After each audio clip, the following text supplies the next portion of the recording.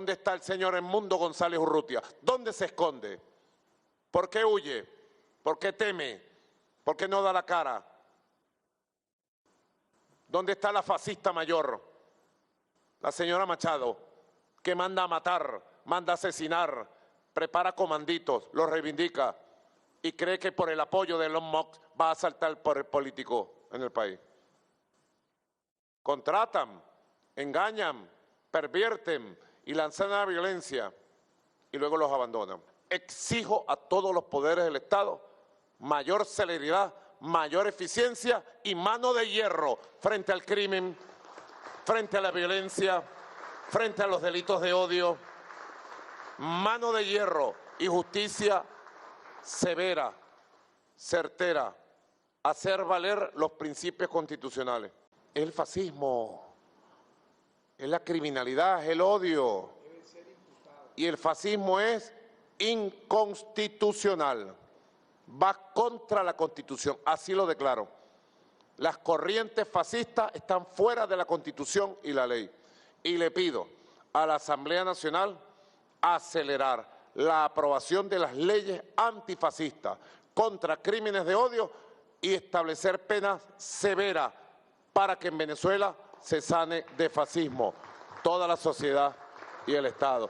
En ese sentido, el presidente de la Asamblea Nacional, Jorge Rodríguez, aseguró que aprobarán un paquete de leyes, entre ellas una para regular las redes sociales, debido a la difusión de ideas de odio y desinformación, al tiempo que las calificó como un peligro para Venezuela. Las redes sociales en la actualidad son, desde mi punto de vista, el mayor peligro que existe contra la libertad del ser humano, en su condición de ser humano, el mayor peligro que existe contra la paz del planeta, el mayor peligro que existe contra la necesidad que tenemos de vivir en una sociedad basada en los consensos, porque es precisamente eso lo que utilizan las redes sociales, una especie de artificialidad del consenso para controlar la mente de las personas.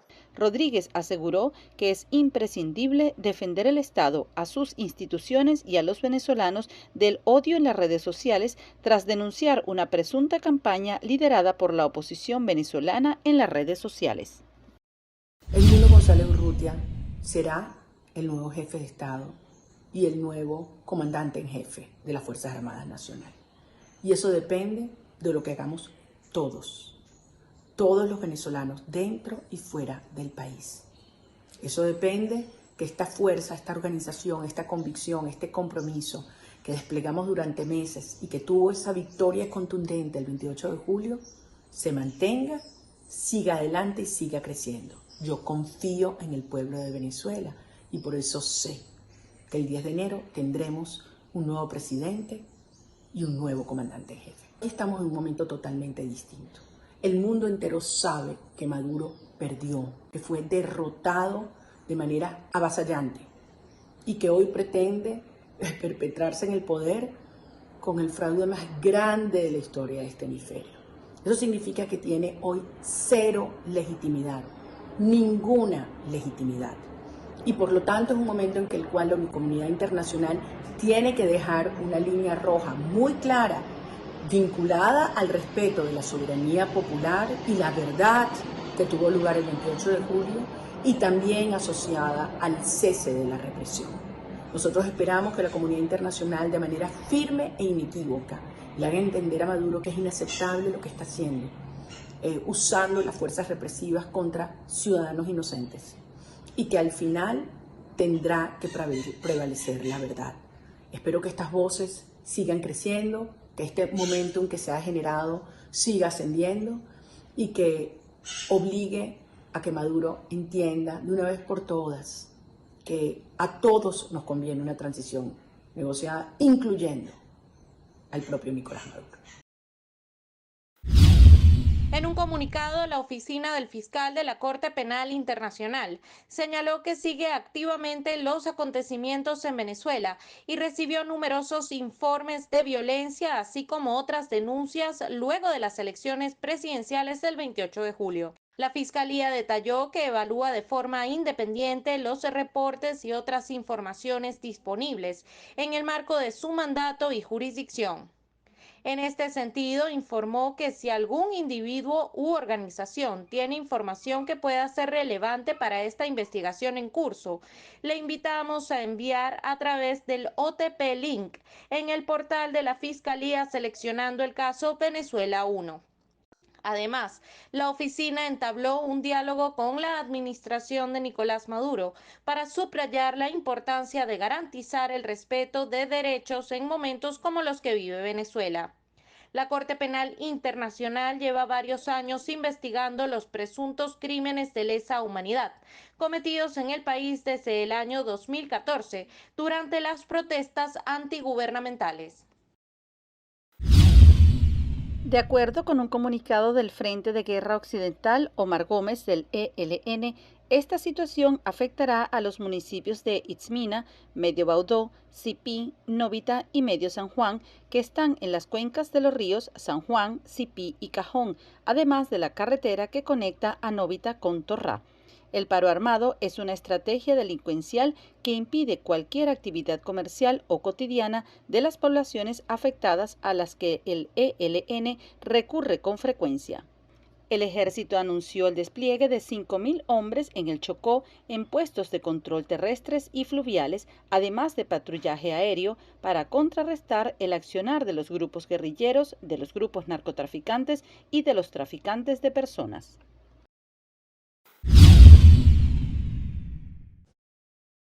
En su rueda de prensa diaria, el portavoz de Guterres, Farhan Haq, señaló que el panel concluyó su tarea en Venezuela el pasado 12 de agosto y ya entregó un informe provisional al secretario general que fue compartido recientemente con los miembros de la Junta del CNE. El portavoz agregó que el panel continúa con el seguimiento de los aspectos técnicos de las siguientes fases del proceso electoral de Venezuela según sus términos de referencia y suministrará un informe final al secretario general. El panel de 4 expertos llegó a principios de julio a Venezuela invitado por el CNE para monitorear las elecciones presidenciales del 28 de julio y tiene como encargo elaborar un informe independiente cuyas conclusiones no son públicas sino reservadas al secretario general. En las presidenciales venezolanas también participaron veedores del Centro Carter, del Consejo de Expertos Electorales de Latinoamérica, organizaciones africanas y otros representantes invitados por el CNE. Sin embargo, decenas de veedores invitados por la oposición fueron deportados del país. El Comando con Venezuela publicó más de 115 ciudades donde se realizará la gran protesta por la verdad el próximo sábado 17 de agosto. La dirigente opositora María Corina Machado anunció la actividad en sus redes sociales e invitó a los venezolanos a salir en las calles de Venezuela y en diferentes países en los que se encuentra la diáspora para expresar su descontento con los resultados oficiales de las elecciones presidenciales. Les contamos los lugares de Latinoamérica donde se hará esta concentración. En Colombia, Bogotá, Bucaramanga, Barranquilla, Cali, Cartagena, Cúcuta, Ibagué, Medellín, Santa Marta y Pereira. En Brasil, Boavista, Belo Horizonte, Sao Paulo, Florianópolis, Fraiburgo, Foz do Iguazú, Manaus, Maragogi, Bacarias, Porto Alegre, Portobelo, Recife, Río de Janeiro, Salvador de Bahía y Sorocaba. En Ecuador, la convocatoria es en Ambato, Babahoyo, Cuenca, Guayaquil, Ibarra, Lago Agrio, Machala, Manta, Naranjal, Quito, Santo Domingo de los Sáchilas. En Argentina, Bahía Blanca, Carlos Paz, Córdoba, Río Gallegos, Mendoza, Neuquén, Puerto Madryn, Río Gallegos, San Clemente del Tuyú. En Uruguay, Ciudad de la Costa y Montevideo. En Paraguay se realizará en Asunción, Ciudad del Este y Encarnación. En Chile, Concepción, Santiago, Constitución, Iquique, Talca, Puerto Montt y Talca. En Bolivia, La Paz, Cochabamba, Santa Cruz de la Sierra. En Perú, en Tarapoto. En Aruba, Oranjestad. Costa Rica, San José. El Salvador, San Salvador. República Dominicana, Santo Domingo. En Estados Unidos, Boston, Austin, Calgary, Deerfield Beach, Fort Myers, Houston, Indianápolis, Jacksonville, Los Ángeles, Louisville, Miami, Nashville, New Orleans, Oklahoma, Orlando, Filadelfia, Phoenix, Salt Lake, Tampa y Washington. En México, Puerto Rico y Canadá también hay convocatoria. En España, Santa Cruz de la Palma, San Sebastián, Santander, Santiago de Compostela, Tenerife, Valencia, Valladolid, Vigo, Vitoria y Zaragoza. Otras 40 ciudades de Europa, Asia y Oceanía, donde residen venezolanos, apoyarán la protesta mundial. Ucrania declaró el martes que no quiere anexionarse ningún territorio tomado durante la operación militar que sus tropas lanzaron hace una semana en la región rusa de Kursk, y aseguró que la incursión terminará si Moscú acepta una paz justa. Cuanto antes acceda Rusia a restablecer una paz justa, en particular sobre la base de la fórmula de paz, antes cesarán las incursiones de las fuerzas de defensa ucranianas en Rusia. El lunes, el gobernador regional ruso reconoció que las fuerzas ucranianas tomaron el control de 28 localidades en Kursk e indicó que la operación abarca una zona de 40 kilómetros de ancho y 12 kilómetros de profundidad en territorio ruso. Ucrania se enfrenta desde febrero de 2022 a la invasión lanzada por Moscú, que ocupa hasta el 20% de territorio ucraniano, incluida la península de Crimea, anexionada en 2014. Según el portavoz ucraniano, en ese contexto, las acciones ucranianas son legítimas, en particular en el marco del derecho de legítima defensa contemplado en la Carta de Naciones Unidas. Sin embargo, las negociaciones entre Kiev y Moscú están completamente bloqueadas debido a las exigencias difícilmente conciliables de cada parte. Entre las condiciones rusas para las conversaciones están que Kiev ceda los territorios ocupados por el ejército ruso y renuncie a ingresar en la OTAN, unos requisitos inaceptables para los ucranianos y las potencias occidentales. La operación ucraniana es un revés inesperado para el Kremlin, cuyo ejército había tenido ventaja desde el inicio de la ofensiva. El lunes, Putin acusó a Ucrania de llevar a cabo la operación en Kursk para mejorar su posición en negociaciones futuras.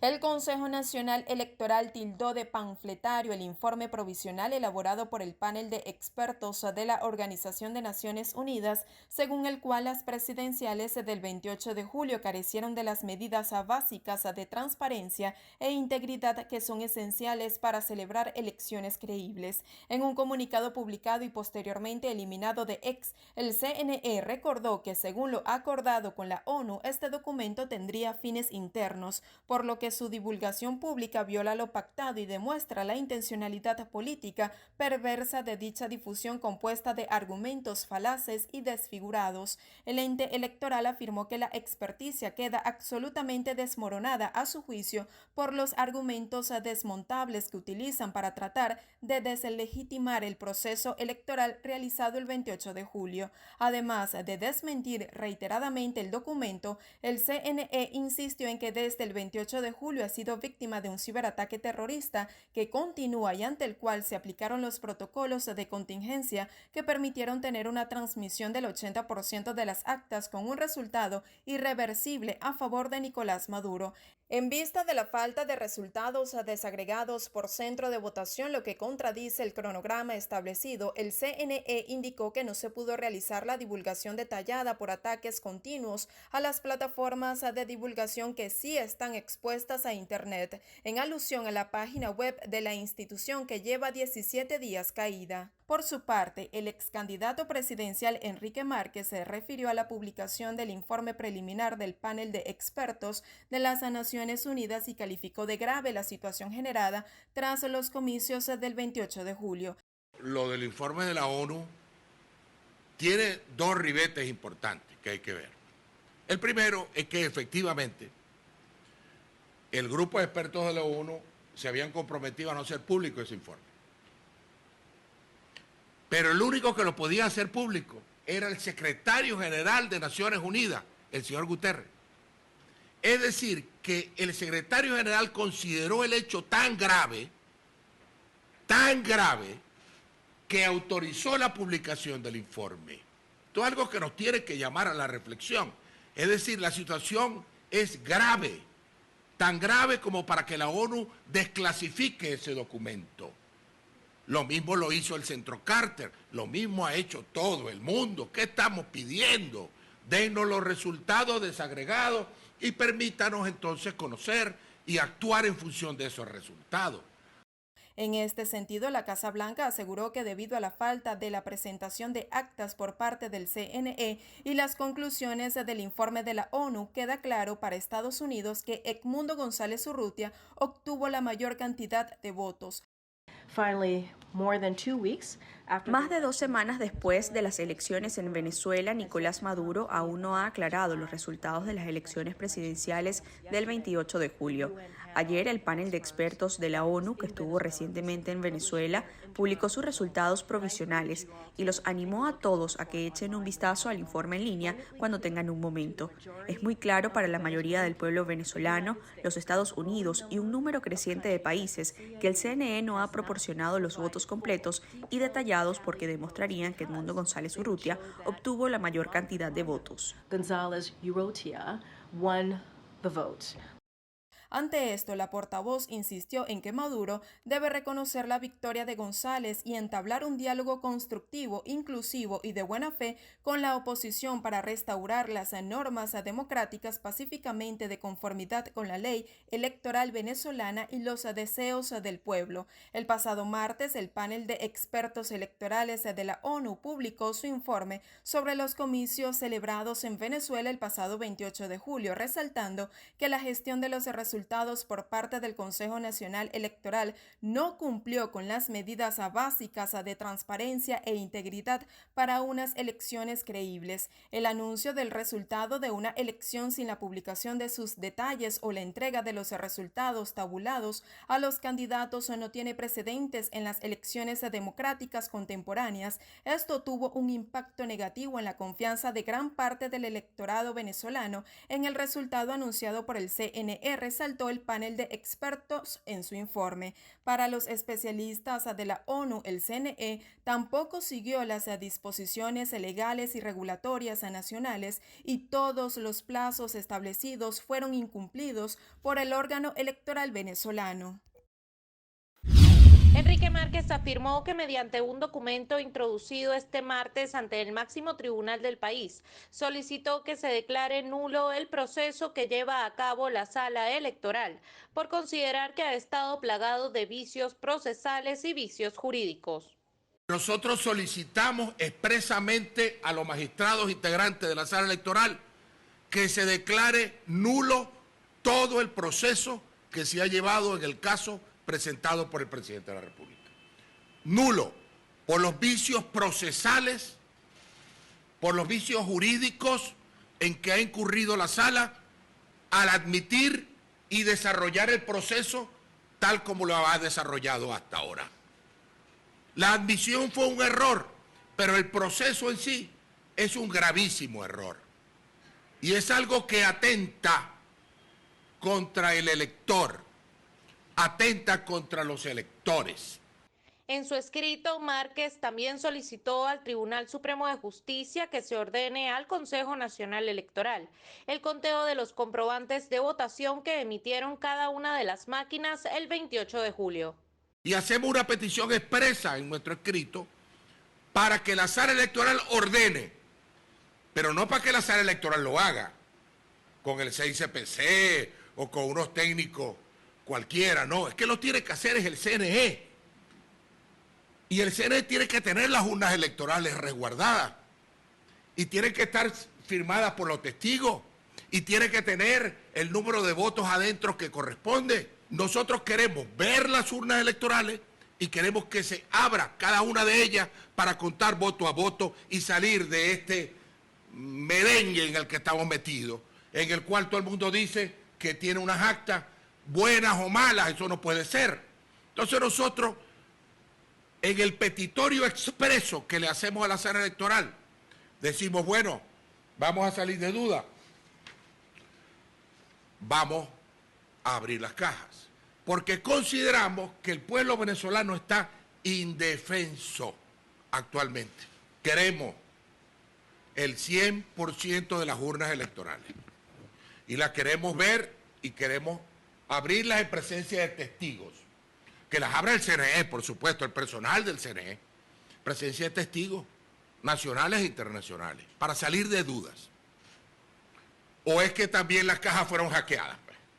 Falsificar un acta, el único que lo puede hacer, y lo digo con responsabilidad, es el CNE, porque necesitaríamos tener nosotros máquinas del CNE. Y dígame usted quién las tiene solo el CNE. Por eso hay que ser bien irresponsable para salir a generar conmoción en el país diciendo que hay actas falsas cuando el único que las pudiera tener es el propio órgano electoral, que es dueño de la máquina que producen este tipo de gadgets tecnológicos. El ex candidato presidencial por el Partido Centrados indicó además que este miércoles acudiría ante la Fiscalía General de la República para pedir la apertura de una investigación penal contra los rectores del Consejo Nacional Electoral, Elvis Amoroso, Carlos Quintero, Rosalba Gil, Juan Carlos del Pino y Aimé Nogal, por considerarles responsables de la crisis postelectoral que enfrenta el país. La Sociedad Interamericana de Prensa condenó los ataques y hostigamiento contra los medios de comunicación que dan cobertura a las protestas que se han extendido a partir de las elecciones presidenciales del pasado 28 de julio en contra de los resultados oficiales. Rechazó el incremento de las denuncias sobre detenciones arbitrarias, principalmente en el interior del país, según registró el diario El Nacional. Roberto Rock, presidente de la Sociedad Interamericana de Prensa, expresó su profunda preocupación ante la alarmante crisis política en Venezuela y su impacto en la libertad de expresión. El Sindicato Nacional de Trabajadores de la Prensa y el Instituto de Prensa y Sociedad de Venezuela registraron la detención de 4 periodistas que fueron imputados de cometer presuntos actos terroristas e incitación al odio. Se trata de Josner Alvarado, reportero gráfico de Barinas, Paul León, camarógrafo de BPI TV en Trujillo, Daisy Peña, reportera gráfica en Miranda, y José Gregorio Carnero, periodista y dirigente político de Guárico. Además, otros 5 periodistas están detenidos en el país. Honduras ha recibido este año más de 276.000 migrantes irregulares, principalmente venezolanos, en su tránsito hacia Estados Unidos, según datos del Instituto Nacional de Migración. Este flujo masivo ha superado la capacidad institucional del país, destacando la necesidad de una respuesta regional y cooperación para manejar la migración como una responsabilidad compartida. Entre enero y el 7 de agosto, de los migrantes que han ingresado al país, el 48% son venezolanos, una cifra que se espera aumente en los próximos meses debido a la crisis en ese país. César Castillo, coordinador del Observatorio de Migración de la Universidad Nacional Autónoma de Honduras, subrayó que la migración hacia Estados Unidos ha crecido a un ritmo alarmante en los últimos años. El flujo de migrantes por el país ha aumentado en los últimos años, pasó de hace 3 años teníamos un flujo de 37.000 personas aproximadamente, después pasó a 188.000, después el año pasado tuvimos más o menos más de 500.000 de personas que ingresaron al país de manera irregular. Castillo enfatizó en que los países implicados en el flujo migratorio deben unir fuerzas. Una responsabilidad compartida de todos los países, tanto de los países de origen, como los países de tránsito, así como los países de destino. Honduras, aunque es un país expulsor de población debido a la pobreza que afecta a más del 60% de sus habitantes, se ha convertido en un punto de tránsito crucial para migrantes de diversas regiones. La capacidad institucional del país ha sido desbordada por la llegada masiva de migrantes, lo que ha generado preocupación sobre la falta de recursos y experiencia para gestionar este fenómeno.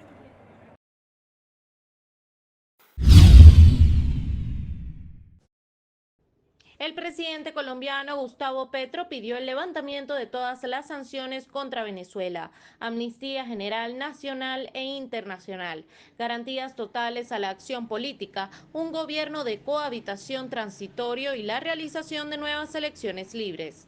En su cuenta de X explicó que un acuerdo político interno en Venezuela es el mejor camino de paz. Además, afirmó que las fronteras con el país vecino seguirán abiertas, por lo que pidió tranquilidad a la población. Mientras que el presidente de Brasil, Luis Ignacio Lula da Silva, reiteró este jueves la necesidad de que las autoridades venezolanas divulguen las actas de las elecciones del pasado 28 de julio y sugirió dos posibles salidas a la crisis: la formación de un gobierno de coalición o la celebración de nuevas elecciones. Lula se refirió a las elecciones venezolanas en una entrevista a la radio y dijo que hasta ahora no se sabe quién ganó los comicios porque no se divulgaron las actas y no se ha podido verificar el resultado de forma independiente. El líder brasileño aseguró que su relación con Maduro, que en el pasado era muy buena, se ha deteriorado como consecuencia de la situación en Venezuela. Petro y Lula mantuvieron ayer una conversación telefónica para intentar intermediar en la crisis abierta en el país caribeño tras las elecciones del pasado 28 de julio. Lo tratado en la llamada se mantuvo en términos confidenciales, según informó una fuente cercana al gobierno de Colombia, pero podrían haber hablado de esta propuesta que ahora ambos han sugerido de forma individual. Se va a una segunda elección y si no le gustan los resultados, que vamos una tercera, que una cuarta, y una quinta, hasta que le gusten los resultados a Maduro. ¿Aceptarían eso ustedes en sus países? Que si el resultado no es satisfactorio, entonces se repite una elección. Nosotros fuimos una elección con las reglas de la tiranía. Mucha gente me dijo que estábamos locos, que nos estábamos arriesgando y que iba a haber un fraude monumental que no íbamos a poder probar. Y nosotros confiamos en la organización ciudadana. Y hubo gente que arriesgó su vida, su familia, su hogar, y otros fueron asesinados. Hoy en día están presos, escondidos o han tenido que huir del país. Plantear desconocer lo ocurrido el 28 de julio, para mí es una falta de respeto a los venezolanos que han dado todo y que expresaron la soberanía popular. La soberanía popular se respeta. Y las elecciones ya ocurrieron.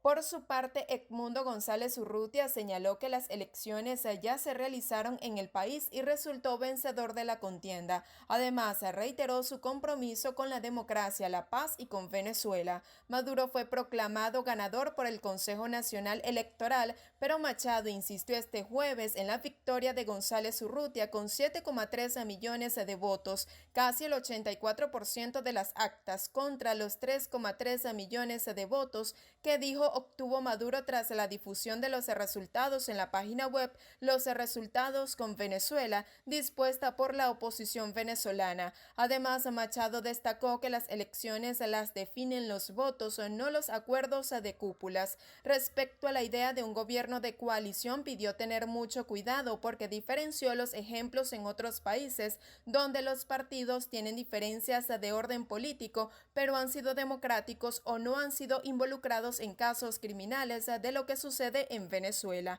Machado recordó que ofrecen incentivos y salvaguardas a los oficialistas que quieran acercarse a sus filas para lograr una transición democrática de cara a una asunción de González Urrutia el 10 de enero próximo, a los que promete que no habrá persecución ni venganza. Adrián tiene 16 años, es estudiante de bachillerato. Salió con unos amigos el pasado 29 de julio cuando funcionarios de la Guardia Nacional Bolivariana lo detuvieron. Actualmente forma parte de la cifra de 118 menores de edad detenidos en el contexto de protestas postelectorales en Venezuela. Hoy su madre clama por su libertad. A mí lo que me importa es estar con él y abrazarlos, sentirlo, porque es difícil uno como mamá. Es horrible, siento un nudo por dentro de un niño inocente que no sabe nada de esto. ¿Qué sabe ellos de terrorismo? Ellos no saben nada de eso. Uno se siente impotente de no poder hacer nada y de que estén acusando a unos niños que son inocentes de lo que se le acusa. Así como la señora Leticia, otros familiares asistieron este jueves al encuentro organizado por Provea y Foro Penal, donde narraron las condiciones en las que se encuentran sus seres queridos. No sabemos de qué lo acusan. ¿Cómo fue que lo en el aeropuerto, cuando él se va de regreso a Panamá, porque él trabaja en Panamá, vive allá, el va y viene, porque mi hija está aquí en Venezuela. Queremos la libertad, por Dios, de Andrés Vázquez. Su mamá está muy mala, invalera, no ha podido venir. La hermana viene y va porque está recién embarazada, casi que pierde el bebé, amenaza de aborto. Somos una familia desesperada. Somos dos familias en este proceso terrible. No sabemos qué está pasando. Queremos la libertad de Andrés Vázquez, por Dios, una persona trabajadora. Que ahí no tenemos malandros, ahí no tenemos asesinos, ahí no tenemos ladrones, personas inocentes, estudiantes, trabajadores, que ibas caminando. O sea, no puede ser. Esa bendita operación Tum Tum, tocaron y de una vez había 8 funcionarios al frente del apartamento. Porque si en un país tenemos leyes y tenemos constitución, ¿por qué no se hacen las cosas como debe ser? ¿Cómo debe ser el debido proceso? A ti te vamos a buscar por algo, muéstrame el escrito, dime el tribunal, dime no sé cómo se maneja porque no soy abogado. Pero eso es lo que uno conoce dentro de mi ignorancia.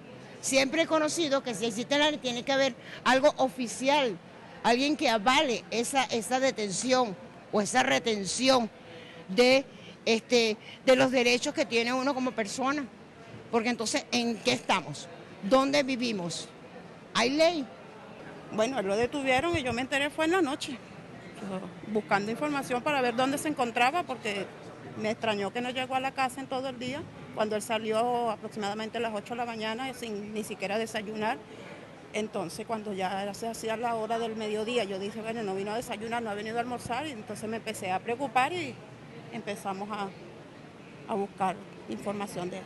La familia totalmente estamos, bueno, nos encontramos en una situación que no encontramos ni qué hacer, porque de paso no tenemos información sobre el caso, no nos permiten, hasta los momentos no nos ha permitido un abogado privado, entonces no sabemos ni cómo manejar esta situación.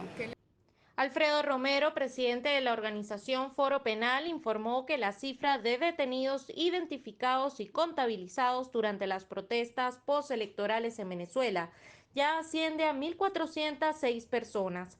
Aseveró además que siguen las trabas para la designación de defensa privada en la mayoría de los casos. Hasta ahora estamos verificando, ahí sí, denuncias, digamos, de algunos maltratos, estamos todavía verificándolas, ahora es que se empieza a saber el estado y condición física de cada uno de los detenidos, y eso es precisamente una del por qué queremos y estamos requiriendo el acceso a la defensa privada a los detenidos. Hemos intentado llevar designaciones de abogados, todavía no nos han recibido a los efectos de poder pues designarnos como abogados, porque así que funciona. En el centro de reclusión se lleva la designación, el detenido la firma, la sella el director del centro de reclusión y luego le llevamos a un tribunal. Hasta ahora eso no se ha permitido. Romero indicó que de los más de 1.400 detenidos solo han contabilizado la excarcelación de unas 55 personas. Además, afirmó que en la mayoría de los casos, la imputación de delitos abarca terrorismo, resistencia a la autoridad, asociación para delinquir y obstrucción de vías públicas. Las honorables diputadas y los honorables diputados que estén a favor de aprobar en segunda discusión el proyecto de ley de fiscalización, regularización, actuación y financiamiento de las organizaciones no gubernamentales y organizaciones sociales sin fines de lucro, sírvanse manifestarlo con la señal de costumbre. Queda aprobada por unanimidad. En consecuencia, se declara sancionada la ley de fiscalización, regularización, actuación y financiamiento de las organizaciones no gubernamentales y organizaciones sociales sin fines de lucro, y se remite al Ejecutivo Nacional de la República Bolivariana de Venezuela a los fines de su promulgación, de acuerdo a lo consagrado en el artículo 213 de nuestra Constitución. El codirector de la ONG Acceso a la Justicia, Ali Daniels, manifestó que la aprobación de esta normativa en la Asamblea Nacional los deja en indefensión total, mientras que desde Foro Penal aseguran que no será beneficioso para los venezolanos. Esa ley tiene multas que son confiscatoria, esa ley hace que una vez que se apruebe la ley, y eso lo quiero decir con claridad, una vez que se apruebe la ley, todas las ONG vamos a quedar ilegalizadas. ¿Por qué?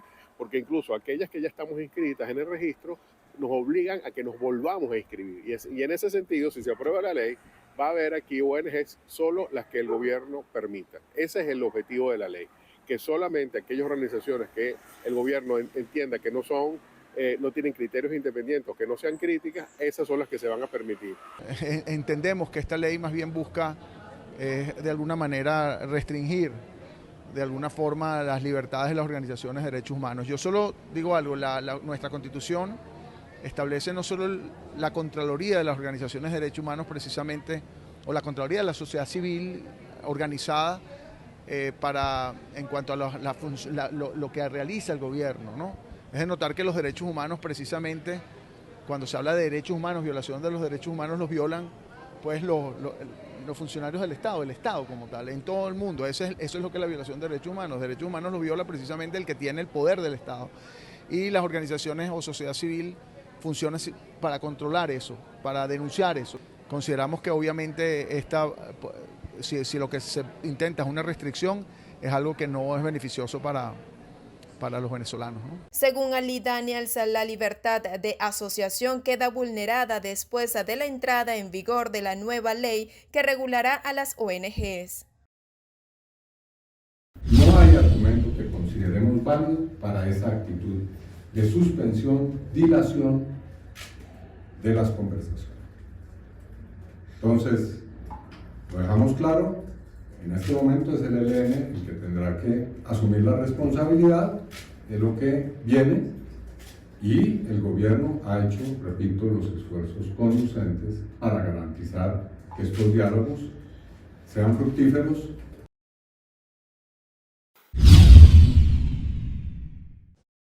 Pregunto ahora si el Consejo Permanente puede adoptar el proyecto de resolución sobre la situación en Venezuela por consenso.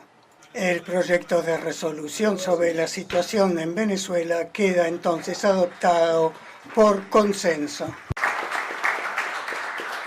Aquí todos sabíamos lo que iba a pasar y debíamos estar preparados para ello. Y aquí todos sabemos lo que está pasando y debemos actuar en consecuencia. Ojalá los esfuerzos por lograr una transición democrática den su resultado, el resultado que no han tenido hasta ahora. Ojalá el interlocutor del lado del régimen por una vez actuara con buena fe. Salir de las dictaduras requiere el esfuerzo de todos. Obviamente que requiere una interlocución firme, que sea clara, de que no es permisible un día más de una dictadura, nunca. Esa interlocución es fundamental. Al adoptar esta resolución, hemos enviado un mensaje claro e inequívoco al pueblo de Venezuela y, de hecho, al mundo, de que la OEA apoya firmemente la democracia, la transparencia, los derechos humanos y las libertades fundamentales de todas las personas. Consideramos fundamental la presentación por el Consejo Nacional Electoral de Venezuela de los resultados de las elecciones presidenciales del 28 de julio desglosados por mesa de votación. Partimos de la premisa de que ese Consejo es el órgano al cual legalmente le corresponde la divulgación transparente de los resultados electorales. Brasil reafirma la conveniencia de que se permita una verificación imparcial de los resultados, respetando el principio fundamental de la soberanía popular. El texto no vinculante fue presentado en nombre de Estados Unidos y de Antigua y Barbuda, Argentina, Canadá, Chile, Ecuador, Guatemala, Paraguay, República Dominicana, Surinam y Uruguay en calidad de copatrocinadores. La resolución insta al Consejo Nacional Electoral a que publique de manera expedita las actas con los resultados de la votación de las elecciones presidenciales a nivel de cada mesa electoral y respete el principio fundamental de la soberanía popular a través de una verificación imparcial de los resultados que garantice la transparencia, credibilidad y legitimidad del proceso electoral. La resolución de la OEA resalta también la importancia de proteger y preservar todos los equipos utilizados en el proceso electoral, incluyendo todas las actas y resultados impresos, a fin de salvaguardar toda la cadena de custodia de dicho proceso. Asimismo, solicita proteger las instalaciones diplomáticas y al personal residente en territorio venezolano, incluidas las personas que soliciten asilo en tales instalaciones. Llama también a las partes interesadas a abstenerse de cualquier conducta que pueda comprometer la construcción de una salida pacífica de esta crisis, respetando la voluntad soberana del electorado venezolano. Tomamos nota del informe preliminar del panel de expertos de Naciones Unidas sobre las elecciones presidenciales de Venezuela, en el que se señala que el Consejo Nacional Electoral de Venezuela aún no ha presentado las actas electorales que sustenten la veracidad de los resultados anunciados el 2 de agosto.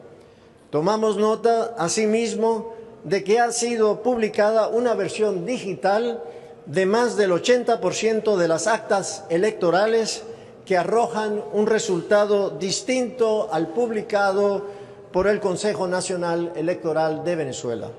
En consecuencia, solicitamos la inmediata publicación de todas las actas originales y la verificación imparcial e independiente de esos resultados, preferiblemente por una entidad internacional, para garantizar el respeto a la voluntad del pueblo venezolano expresada en las urnas. Toda demora en que esto suceda pone en cuestión los resultados publicados oficialmente el pasado 2 de agosto de 2024. La comunidad internacional instó a que el oficialismo y la oposición dialoguen para encontrar una solución a la actual crisis política en Venezuela. El momento exige un diálogo amplio, inclusivo y de buena fe para facilitar un acuerdo político que auspicie la reconciliación nacional, la paz, la seguridad pública y la democracia en Venezuela. Nos comprometemos a apoyar todos los esfuerzos en ese sentido, abogando siempre por una solución genuinamente venezolana en la que prevalezcan la democracia, la justicia, la paz y la seguridad. Los 22 países y la Unión Europea solicitaron respetar los principios democráticos, así como los derechos humanos y las libertades fundamentales de todos los venezolanos, y en particular en el derecho a manifestarse pacíficamente y a ejercer la libertad de expresión. En el comunicado expresaron su preocupación por las detenciones arbitrarias sin el debido proceso, al tiempo que pidieron la liberación de los detenidos en el marco de las protestas postelectorales en Venezuela. En este sentido, rechazaron la represión y exhortaron a las autoridades venezolanas a poner fin a la violencia. Asimismo, hicieron un llamado a que se permita el urgente regreso al país de la Oficina del Alto Comisionado de las Naciones Unidas para los Derechos Humanos y que pueda ejercer su mandato sin inconvenientes. Además, abogaron por que la administración de Nicolás Maduro expida los salvoconductos que permitan a los 6 asilados, miembros del Comando con Venezuela que permanecen en la residencia oficial de Argentina, retirarse de forma segura del territorio venezolano, debido a que el Estado es parte de la Convención de Caracas sobre Asilo Diplomático de 1954. La declaración fue firmada por Argentina, Canadá, Chile, República Checa, Costa Rica, Ecuador, España, Estados Unidos, El Salvador, Guatemala, Guyana, Italia, Marruecos, Países Bajos, Panamá, Paraguay, Perú, Reino Unido, Surinam, Portugal, República Dominicana, Uruguay y la Unión Europea. El manifiesto se emitió en Santo Domingo, dada la presencia en esta ciudad de numerosos dirigentes y representantes de países e instituciones de todo el mundo que asistieron este viernes a la toma de posesión del presidente dominicano Luis Abinader para un segundo y último mandato. Pakistán informó este viernes del primer caso de Mpox, antes conocido como viruela del mono, en su territorio. Es el primer caso confirmado que se reporta en Asia desde que la Organización Mundial de la Salud decretase la emergencia global por esta enfermedad. Además, las muestras de otros 2 pacientes se están analizando. El Ministerio de Salud del país emitió ayer un aviso con las medidas para hacer frente al brote, en el que indicó que el sistema de detección en aeropuertos y puntos de entrada al país se está fortaleciendo. Aunque los casos en Pakistán son poco frecuentes, el país ha registrado un total de 11 casos y una muerte desde abril de 2023. Suecia se convirtió ayer en el primer país en registrar un caso de Mpox fuera de África en este brote. De hecho, el afectado fue una persona que estuvo en esa zona africana.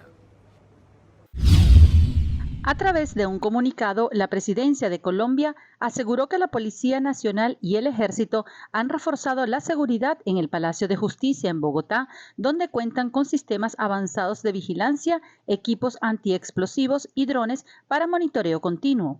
La alerta fue emitida el jueves después de que en 2 allanamientos realizados en el sur de la capital colombiana se encontraron explosivos junto a los planos del Palacio de Justicia. Una coordinación con la Policía Nacional y se han implementado medidas de reforzamiento de la seguridad y la vigilancia del Palacio de Justicia, tanto en lo que tiene que ver con el ingreso de personas, la salida de personas, registro de vehículos, salida de vehículos, también todo lo que tiene que ver con la seguridad exterior del Palacio de Justicia, que son medidas que la policía ha articulado. Hoy precisamente tuvimos una reunión con el subdirector general de la policía y el director de la DIPRO, donde nos presentaron esas medidas de reforzamiento de la seguridad para el Palacio de Justicia y sus instalaciones a partir de este hallazgo que necesariamente genera una alerta que hace necesaria el reforzamiento de la seguridad del Palacio de Justicia. El presidente colombiano Gustavo Petro efectuó un consejo de seguridad extraordinario y se ordenó incrementar las medidas de protección en otras sedes judiciales del país.